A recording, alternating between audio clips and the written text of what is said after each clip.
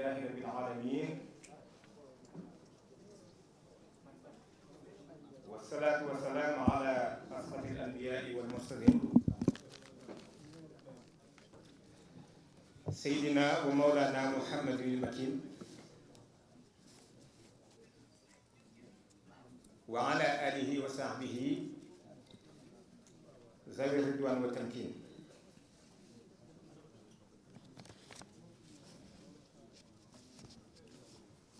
Assalaamu aleykum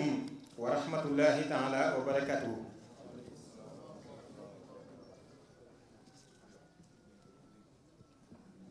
Kilifa yu tedd yi, mbokki jullit yi, ñoo ngi leen di nuyu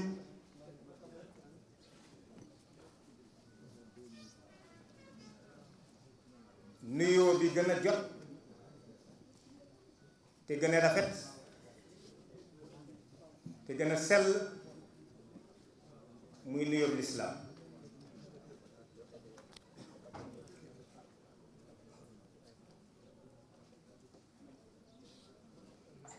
di sant yàlla lool ci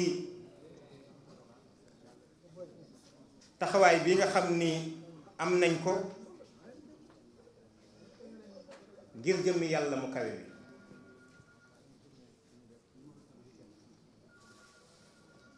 moom mi nga xam ni lu am moo ko amal,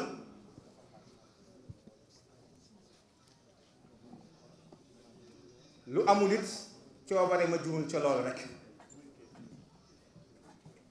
waaye sama kàddu gi bu daanoon sax dafa fekk mu soob borom bi.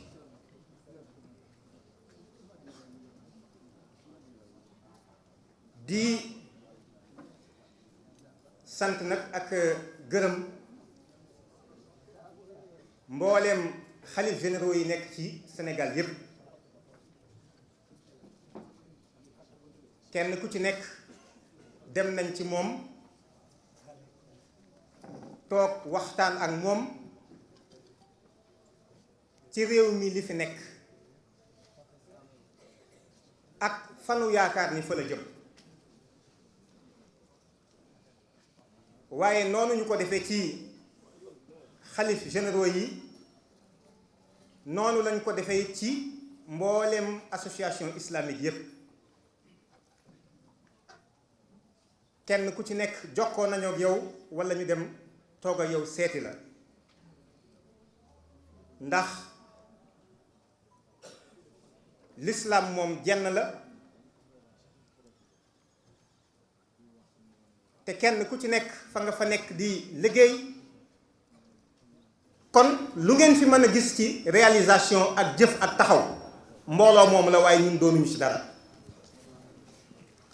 kon ñoo ngi ndokkeel bokk yi nga xam ni boobu ba léegi ñoo ànd liggéey bi.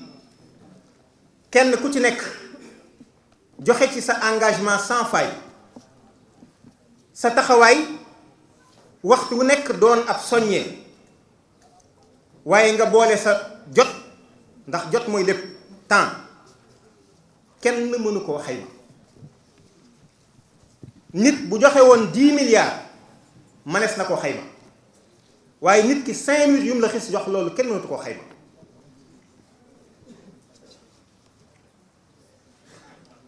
dafa am benn boroom xam-xam bu doon wax ni chaque heure en soi, comme à notre égard, est unique.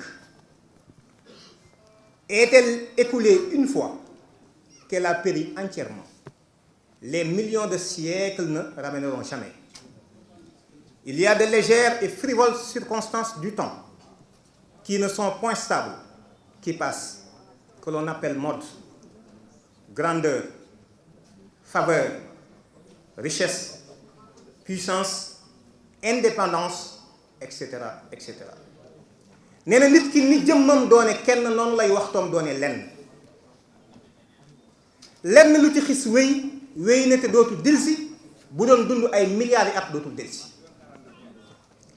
te ci biir nekkam boobu nga xam ni moom kenn la, jëfam di lenn, waxtoom di lenn, day am lu koy diktal loo xam ne day déng taxawul ci lu dëgër, day wéy day wees. ñu koy woote léeg-léeg nit ki dama dem ba yëg boppam ni man kat am naa ko ma jege, maa gën a jege fi mu nekk nii ab xejj laa ci Senghor. ana Senghor tey ak i xejjam. wala kat man juddub sàngam laa am, diw mooy sama baay. wala kat man am naa alal, wala man toll naa ci boyalu ba yóolu naa sama xam-xam wala sama doole wala sama yitte ba yëgatuma dara. yooyu yëpp lenn lu ci nekk luy deng la, luy wéy la. Alaaji Abdou Aziz Sy Dabakh yal na nu yàlla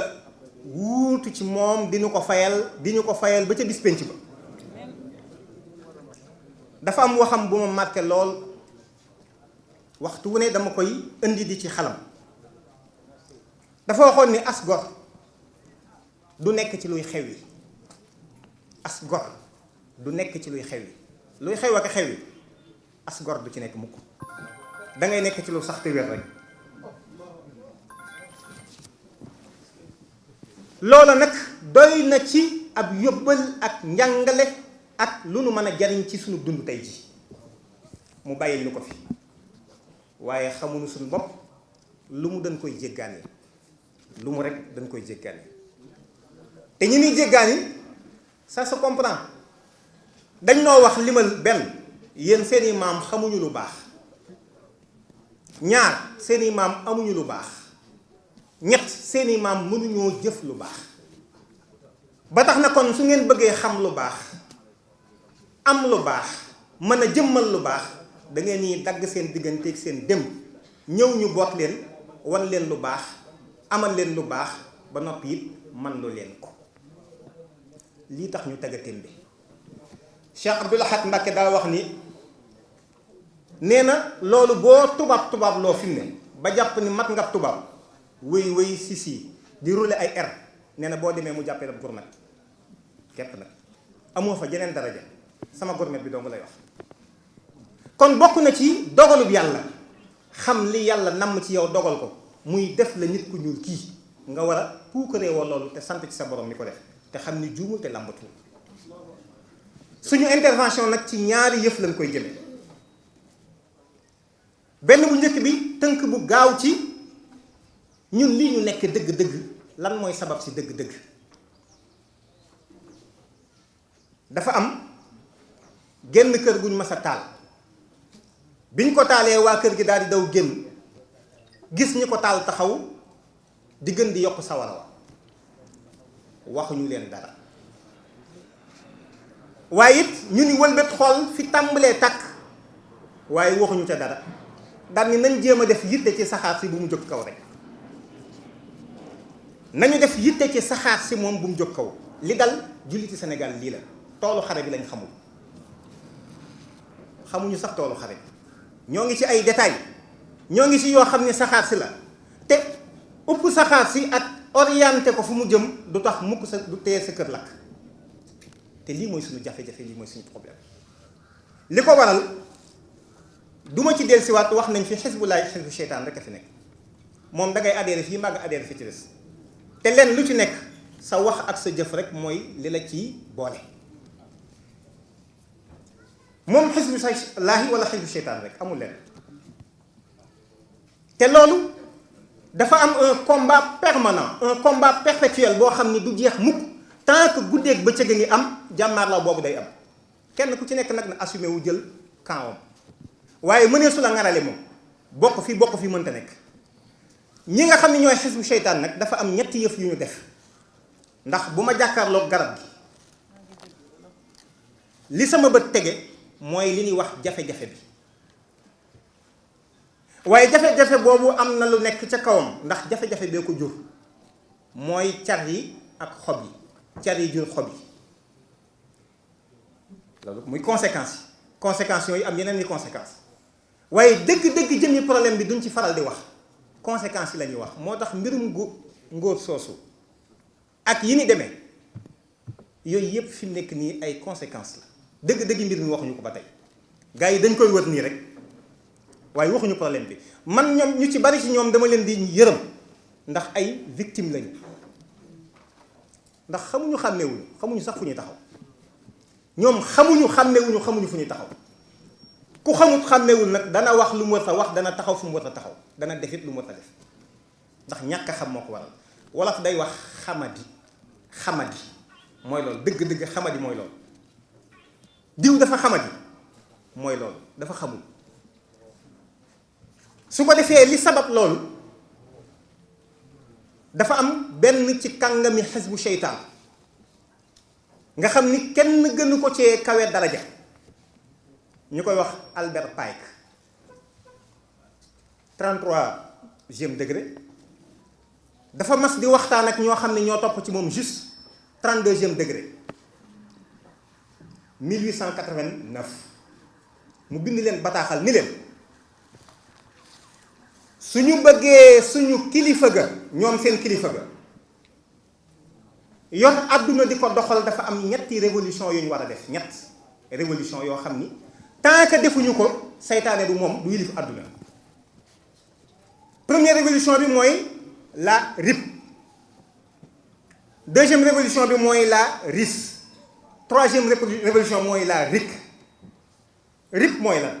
mooy la révolution intellectuelle et philosophique tàmbalee ci siècle des Lumières.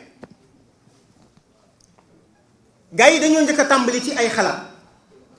ak i baat ak i wax pour soppar ñi nit ñi seeni xalaat seeni gisin ak paradigme yi nattukaay yi. loolu def nañ ci jéego yu rëy ba fa mu njëkk balle mooy Europe ñu def la révolution française ndax deux objectifs principaux yu ñu ci amoon benn bu njëkk bi mooy supprimer la monarchie remplacer ko par beneen forme organisation ñu koy wax la république. La république loolu duma ci xóot trop damay ciy jaar rek jàll waaye deuxième objectif bi ñu amoon mooy lan bu ñu wutee république ba noppi nag ñu wutal ko diine muy la laïcité. moo tax su ngeen gisee France gi nga xam ni moom moo expérimenté loolu d'abord dafa am ñaari yëf yu ci nekk. France mooy la fille aînée de l'église. France ñoo gënoon a am pas-pas ci wàllu chrétienté ci Europe gépp waaye France tey ñooy ñi gën a xuloo ak yàlla tey ci kaw suuf li ko waral dafa am fu ñu leen jaarale te même processus bi la ñuy def Sénégal te nit ñi xamuñu ko moo waral li ñuy wax imam yi moo tax li ñuy wax suñu sang su tedd si léeg-léeg nga dégg loo xam ni doo bëgg lu xar suuf si dugg ci ñi koy wax xamuñu sax li ñuy wax dañ leen dugal ci loo xam ne xamuñu ko. alors deux objectifs yooyu moom la révolution bu njëkk bi indi mooy supprimer la monarchie remplacer ko par la république 1789 lañ supprimer la monarchie waxtaan ak buur bi ñetti at lañ ko expérimenté baaxul ñu rey ko mais France actuellement mi ngi ci 5e république 5 bu njëkk bi juróom-ñaari at la def daanu ba ca topp def ñeenti at daanu 48 ba 52 moo tax 3e république bi ñu koy sanc ci lañ dikke nag ak seen gis-gis bu bees boobu ndax li waral république di daanu France mooy église bi ñooy jàngale église bi mooy takk sëy église bi mooy yar église bi mooy tudd doom église bi ko faatu it moo lay toppatoo kon nit ki avant muy juddu ba bi ñu koy dugal ci kees di ko suul église bi ci loxob église bi la nekk kon loo ko mën a andil mu dellu ca la mu xamoon ci lañ gisee nag ni avec les lois Ferry 1881 1882 nañu fexe ba génne borom diine yi ñi gëm yàlla ci éducation bi jàng leen. la loi Gobelet 1886 ñu dolli ko ci mooy ñu laïciser le personnel enseignant la loi Gobelet 1886. loolu moo waral effectivement bi ñu ñëwee ci 1905 la loi de séparation jàll donte def nañ ci 48 séances assemblée nationale 48 séances discuter ci di ci xeex lu ne def nañ ko ba mujj ñu ni nañu génne yàlla ci li penc mi dox loolu la ñu jox ñun Sénégal nañu génne yàlla ci mbir mi. moo tax su ngeen demee ci Encyclopædia Universalis à la page 927 da ngeen ca fekk li may bëgg a wax Jules Ferry moom mi nga xam ni dëgg moo taxawal loolu dafa wax ne mon but ultime c'est d'organiser le monde sans Dieu. sama jublu dëgg mooy nos yëf yi doxal ko génn ci loxo bi yàlla loolu mooy la première révolution te Sénégal même modèle boobu moo fi dox actuellement ay laïc lañu. boo waxee nag gars yi bëgg koo layal naan la wéy parce que si c'est cela man la nañu bàyyi caaxaan. 1998 bu ngeen demee ci Europe et laïcité 1998 comme c'est récent dañu wax ni la laïcité est au-dessus de toutes les religions. li ngeen di faral di jàng huwa alladi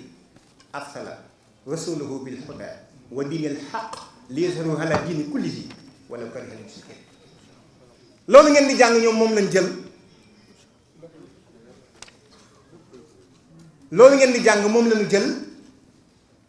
ñoom moomale ko seen bopp léegi ni diine yépp nañ wàcc suuf saytaane war a yéeg ci kaw te ñun lañ utiliser pour def ko jumtukaay. ñu ngi wax ni DK 4915 BE mi ngi bloqué fi mu nekk bu demee mën a dem déplacer ko ni urgence la DK 4915 BE.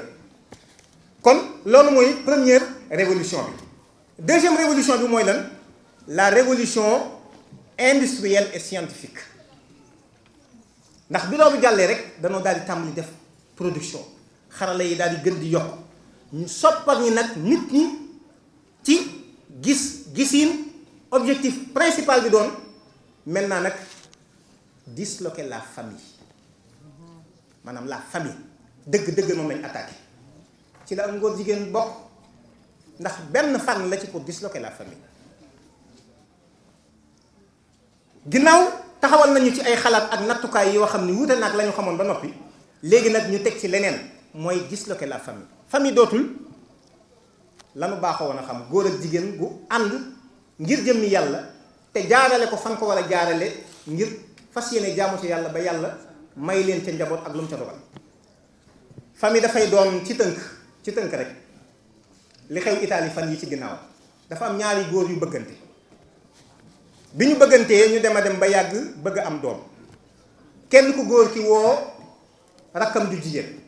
waxtaan ceeg moom woo yaayam waxtaan ceeg moom rakk ju jigéen ji moom man leen a jox ovule ni leen danaa leen jox sama ovule su ko defee yaay ji ni leen kon maa leen ëmbal ba imbil leen. rakkam ju jigéen moo leen jox ovule yaayam ji ko jur ëmbal leen ba imbi. lii mooy li xew ci àdduna. kenn ki ci góor jigéen ñi moo dem ci rakkam ju jigéen mu jox ko ovule ko mbokkal ndey ak baay yaayam ji ko jur ëmbal ko. lañu bokk moom xam naa nit ñi kilifa yi boroom xam-xam yi ñoo ma ci dimbali waaye man xaw ma xam naa lu jaxasoo la.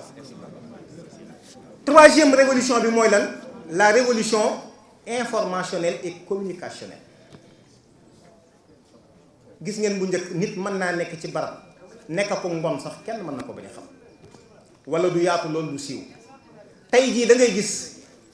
boo fettasoo léegi mu tasaaroo wër àdduna ba tendance bi sax da ngay yaakaar ne kenn ku baax amatul ci kaw suuf fekk na am na ko fi wax loolu kàddu léegi parce que nit ñi li ñu sawar ci tasaare ko mooy ab safaan.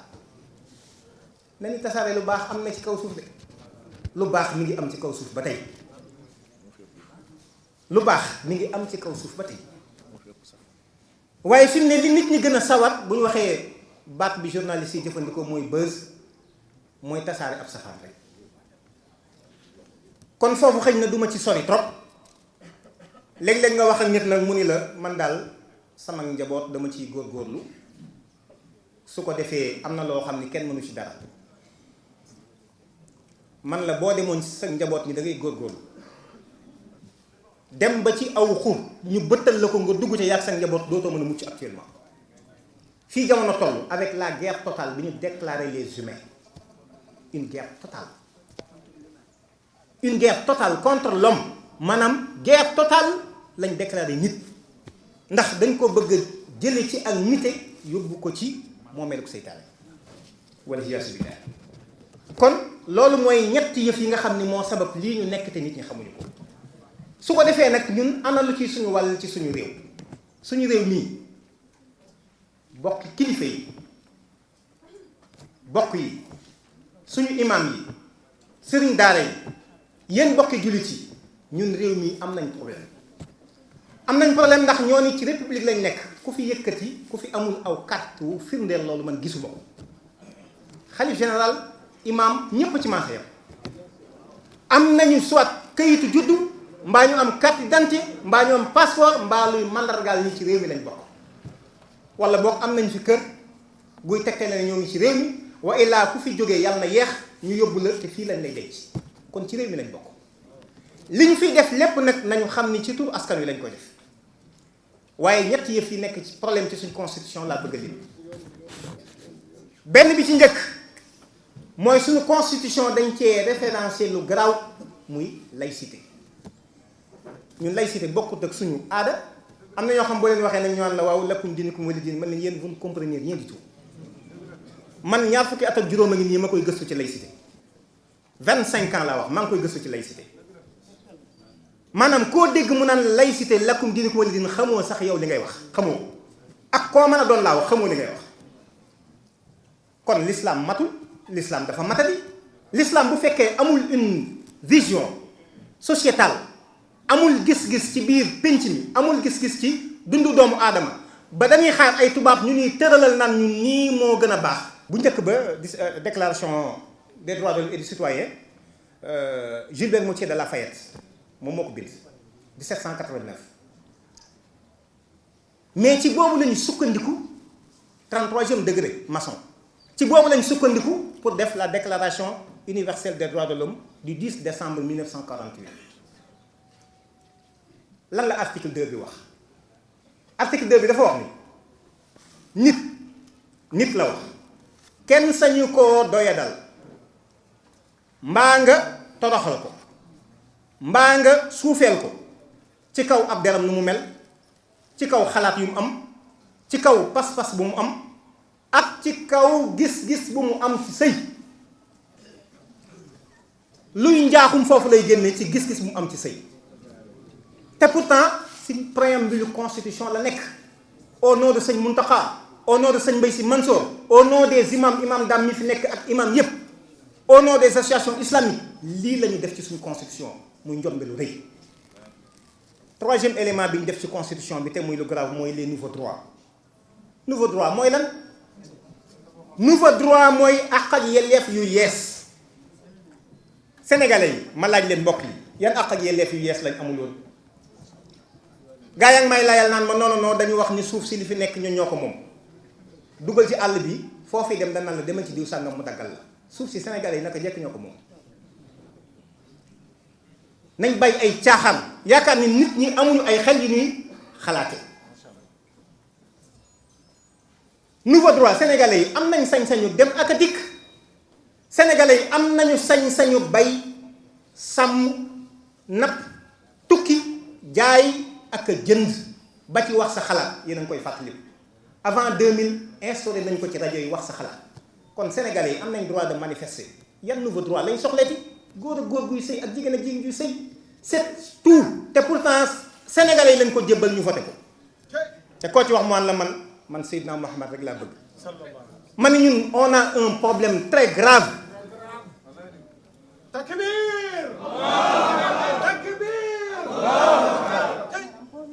li ñu ciy dolliwaat mooy lan ñun dajewuñu fii ngir di tudd kenn dajewuñu fii it ngir di joxoñ kenn ak a tuumaal kenn ñun li ñu séq la ñuy waxtaan ñun politique uñu te kenn ku ci nekk cër bala yàlla jox it jox nañ la ko respecté nañ la kon nañu xam ne ñun fi mu ne ni ñu demee ci kilifa yi noonu lañu invité fi mu nekk nii mouvance présidentielle bi woowoon nañ leen ñu ñëw fekke si ko parce que ñun dañuy jàppalanteeg ñoom noonu lañ woowee parti politique yi noonu lañ woowee syndicats yi noonu lañ woowee ñëpp parce que Sénégal ñun ñëpp ñoo commencé bokk kon ñu xam ni dajewuñ fi pour di joxoñ kenn ak bëgg a tuumaal kenn waaye dafa am ñoo xam ni nag bu fekkente ni li ñuy wax dafa am ay fait loolu c'est factuel dañ koy fàttali ndax ci suñu tur lañ ko def ki ñu dénk suñu kàddu président Obama dafay ñëw mu ni ko pour légalisation góor jigéen pare guñu kon mbir mi xam nañ ko légalisation d'abord góor jigéen pare guñu mooy dañoo nekk ci yoon dañoo àggagul maanaam mbaxal mee ñoragul waaye bu ñoree ñu yàq ko mbaxal mi dafa ñoragul mais su ñoree ñu yàq ko paree guñu loolu dong la firiwul leneen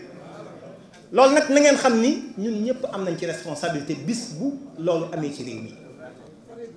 beneen bi ci des mooy lan le 26 octobre 2015 ci plateau ITN ñu laaj ko mu ni ay góor jigéen am na Sénégal baamu baat bi ay góor jigéen am na Sénégal journaliste bi ne ko ndax sañ nañu ñoom ak association yi leen di jàppale ñu fesal seen mbir manifester wala sax ñu def campagne moom mooy fexe woogaay yi ni leen mbirum góor jigéen a ngi lii ils ont le droit pignon sur rue la wax maanaam lu fes lu kenn lu nëbbutu mu ne ko am nañ ko am nañ sañ-sañ bi lii may wax ñëpp dégg nañ ko am nañu sañ-sañ bi la ko wax journaliste ne ko ah mbaa kon njombe du leen ci fekk dara du leen ci fekk mu ne ko dara da leen ci fekk wala du leen ci fekk en tout cas du bàyyi ko ci gouvernement bi ndax dana leen fekk nag bàyyi ko ci askan wi loolu beneen mbir la kon bokk yi la ministère du genre mooy lan bu dee condition jigéen rek lañ bëgg a toppatoo ndax ni ko yàlla bind nañ ko bàyyi ci femme rek ndax ministère de la femme kañ jeex na am de bu nee famille sax doy na ndax femme mi ngi ci famille mais famille condition des enfants ak du genre loolu vraiment c'est explicite dara gënu koo leer genre du femme genre du famille te loolu ci turu sénégalais yi lañ ko def prudence ci la bokk AIDS ci la bokk ñoom jaaji te ñooñu nëbbuwuñu te ministère de l'intérieur ci turu sénégalais yi la ko joxe moo tax délégation ñi jóge Touba ñi jóge Tivaouane ñi jóge Ndiassane nañu wax xalif yi ni leen lii la fi ñuy dénk suñu askan nekke ñu jox leen suñu confiance ak suñu alal ñu wax ni takbir dañ ñu war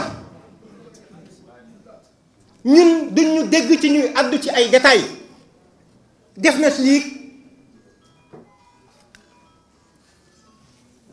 ñun ci problème mu jikko lañu parce que jikko bis bu ñu seetaanee ba jikko yi na sax mooy réew mi moom àdduna tukki na c'est fini mooy suñu patrimoine bi gën a rëy mooy suñu lekk bu gën a am solo certes c'est immatériel waaye dara ëpp ko solo kon dafa mel ni ñun fi ñu toll suñum réew dama koy misaal dafa mel ni dañoo dem ci ab tool jël jiwu kaan yi ji ko sonn ci coono bu nekk ñu daj ko ci ba noppi bëgg a góob ay pom lii mooy suñu gàllankoor ñun ab tool lañu dem ji fa kaani ba noppi di xalaat a góob pom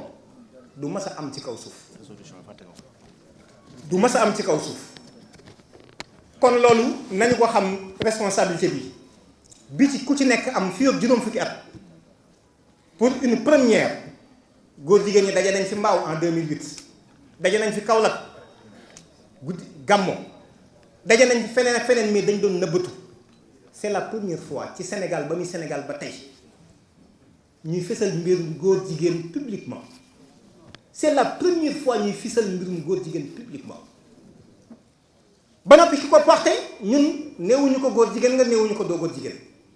jigéen yi ñoo ko ndokkeel ni ko fësal nga suñu mbir waxtu wu nekk yàgg nga koo def ñoo ngi lay ndokkeel donte yaa ngi jot ay saaga yaa ngi jot ay menaces ñoo ngi la ci ndokkeel di la jaajëfal waaye na nga xam ni waxtu wu ne ñoo ngi sa wet ñun waxuñu ko stop homophobie officiel ñoo ko wax le 6 juin bii ñu nekk nii à 19h et quelques ci seen compte Twitter kon c'est une première li ci gën a garaawati te kilifa yi war ko yóbbaale aussi